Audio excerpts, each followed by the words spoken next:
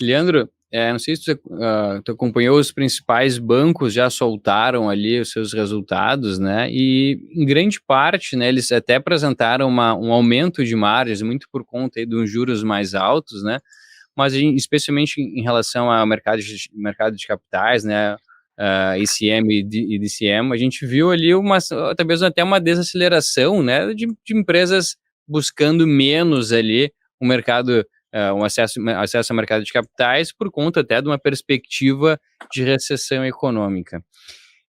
Dito isso, eh, tu acha que os resultados, né, eles já contemplam essa perspectiva de recessão, né, que o Fernando já nos antecipou que aparentemente o mercado, né, antecipa que a gente vai ter um crescimento, né, apesar desse cenário um pouco mais recessivo que se ameaça, ou as empresas realmente, né, poxa, não, o guidance já está ajustado para esse novo cenário e a perspectiva é positiva, né, para o cenário americano? Bom, vamos lá.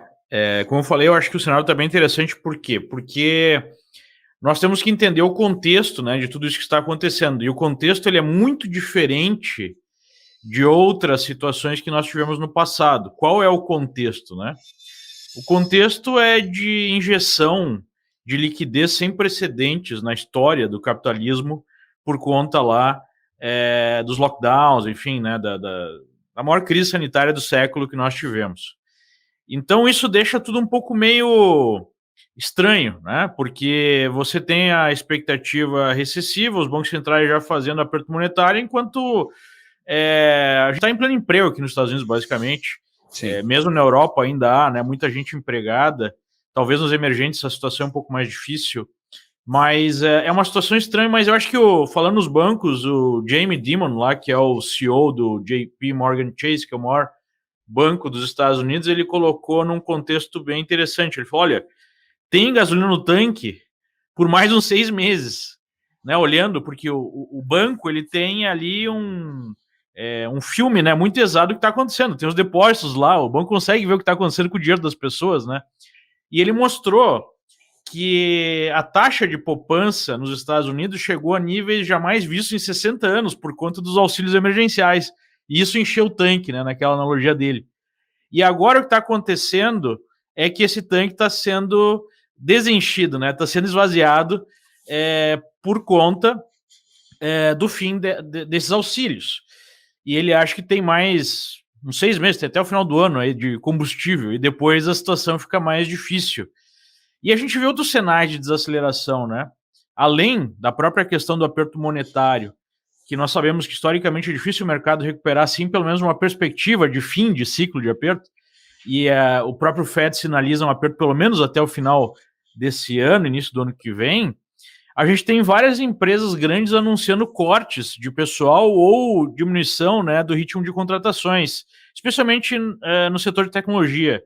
A gente teve aí Facebook anunciando isso, a gente teve Microsoft anunciando isso, outras empresas que não são tão consolidadas, como Netflix, né? E esse é o setor que foi, digamos assim, a grande locomotiva aí do crescimento dos últimos anos. E a gente viu esse setor sofrendo mais com correções de preço forte, né? Verdade. Especialmente essas empresas aí de crescimento, uma Square, PayPal, Netflix e outras, né? Então, olhando tudo isso e respondendo a sua pergunta, eu acho que, em parte, essa expectativa de alguma recessão que ainda não aconteceu já está no preço, especialmente nesses papéis aí de crescimento, né? De tecnologia.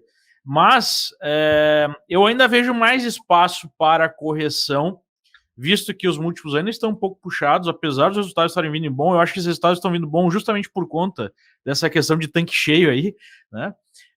E eu vejo mais desafios à frente, né? Essa questão energética é muito séria, né? De preço de combustível mais alto, o mundo se colocou de uma certa forma numa sinuca em relação à questão energética, né? Porque veio toda essa onda de mudança de matriz energética e desinvestimento, né, em combustíveis fósseis, e não é muito fácil você mudar isso. A gente já está vendo alguns efeitos bem negativos disso. Em alguns países na Europa, talvez seja o mais visível. A gente tem problemas que a gente não sabe nem mesmo mensurar direito na China, né? Não é muito comum você ver tanques nas ruas para proteger bancos, né? De corrida bancária. A gente não sabe qual é o tamanho desse problema de fato. Tem algum problema. Pode ser menor, pode ser muito maior do que a gente imagina. O fato é que a China está desacelerando. Há um processo de desglobalização no mundo, claramente, né, observado. E ainda, como eu falei, estamos em pleno emprego no mundo desenvolvido de uma maneira geral. Então, cadê, né, aquele ciclo de correção, aquele aumento do desemprego por algum tempo, aquela crise, mesmo que seja uma crise mais leve, a gente não viu ainda. Por isso que eu acredito que ainda há espaço para correção, especialmente no mundo desenvolvido. O Brasil está numa situação, finalizando aqui a minha percepção, está numa situação um pouco diferente, porque o Brasil já está bem esmagado, né, em termos de valuation, em termos de crise. Na verdade, a gente começou uma crise, fez um topo do mercado, assim, em termos reais, não em termos nominais, lá em 2010, né, 2011, e desde então a gente não recuperou mais, né? A gente está sofrendo já há mais de década, e tem valuations muito esmagados, né? Pega uma Petrobras, por exemplo, PL de 2,5, tudo por conta até de uma falta de visibilidade de como serão os próximos 4 anos. Tem uma questão eleitoral muito séria, né? Então o Brasil está um pouco esmagado, talvez para o Brasil não tenha espaço para uma correção tão maior, não. Enquanto que no mundo desenvolvido eu vejo espaço para mais correção. Na minha percepção, claro que é difícil pensar no Brasil crescendo no mundo assim, em dificuldade, mas eu acho que no Brasil está bem esmagado já os valores, minha percepção. E aí, pessoal, Stallman na área. Gostaram desse corte do almoço grátis? Bom, para ficar ligado em todos os episódios do programa, faça sua inscrição aqui no YouTube.